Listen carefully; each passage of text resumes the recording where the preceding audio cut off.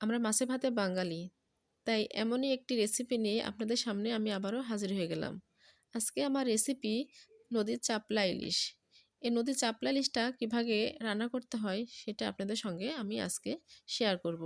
আসসালামু আলাইকুম, সাদিকা সারা কুকিং থেকে আপনাদের সবাইকে স্বাগতম।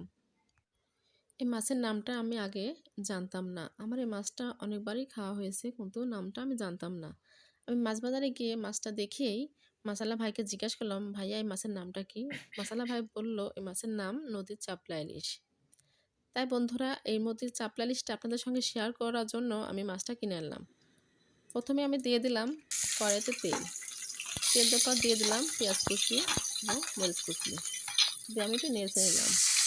তারপর দিয়ে দেবো পানি। মশলাটা কষানোর জন্য পানিটা দিয়ে দিলাম, যেন মশলাটা পুড়ে না যায়। তারপর দিয়ে দিলাম স্বাদ মতো লবণ, মরিচের গুঁড়া, হলুদের গুঁড়া এবং ধনিয়া গুঁড়া দিয়ে আমি আবারও ভালোভাবে নেড়ে নিলাম। তারপর দিয়ে দিলাম জিরা আদা পেস্ট, দিয়ে আমি আবারও একটু ভালোভাবে নেড়ে নিলাম। তারপর দিয়ে দিলাম টমেটো কুচি, দিয়ে আমি মশলাটা ভালোভাবে কষা নিলাম। মশলাটা কষানো হয়ে গেল, এবার দিয়ে দিলাম পানি। আমি ঝোলটার জন্য পানিটা দিয়ে দিলাম। ঝোলটা ফুটে গেলে মাছটা দিয়ে দিব। এই সেই নদীর চাপলা ইলিশ। আপনারা কোন জেলায় কী নামে পরিচিত আমি জানি না, আমাদের এখানে বলে নদীর চাপলা ইলিশ। আমার ঝোলটা ফুটে গেছে, মাছটা এবার দিয়ে দিলাম। আমি সবগুলো মাছই দিয়ে দিলাম, দিয়ে আমি একটু ভালোভাবে নেড়ে দিলাম। তারপর দিয়ে দিলাম আমি জিরা গুঁড়ো, দিয়ে আমি আবারও একটু ভালোভাবে নেড়ে দিলাম। তারপর দিয়ে দিলাম আমি ধনিয়া পাতা, দিয়ে আমি ঢাকনা দিয়ে ঢেকে দিলাম কিছুক্ষণের জন্য। তারপর ঢাকনাটা উঠাই আমি মাছটা নেড়ে দিলাম। দেখেন আমার মাছটা একদম রেডি। এবার আমি মাছটা পরিবেশন করলাম।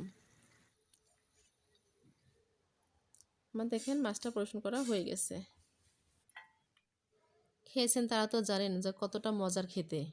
যারা খাননি তাদেরকে বলছি, আপনারা মাছ বাজারে গিয়ে যদি মাছটা দেখতে পান তাহলে আপনারা সঙ্গে সঙ্গে কিনে নিয়ে এসে বাসায় রান্না করে খেয়ে দেখবেন কতটা মজার এই মাছটা। আর আমার এই রেসিপি যদি আপনাদের ভালো লাগে তাহলে বেশি বেশি করে লাইক, কমেন্ট, শেয়ার এবং সাবস্ক্রাইব করবেন। আপনারা বেশি বেশি করে সাবস্ক্রাইব করলে আমি পরবর্তী ভিডিও বানাতে উৎসাহিত হব। সবাইকে ধন্যবাদ। আল্লাহ হাফেজ।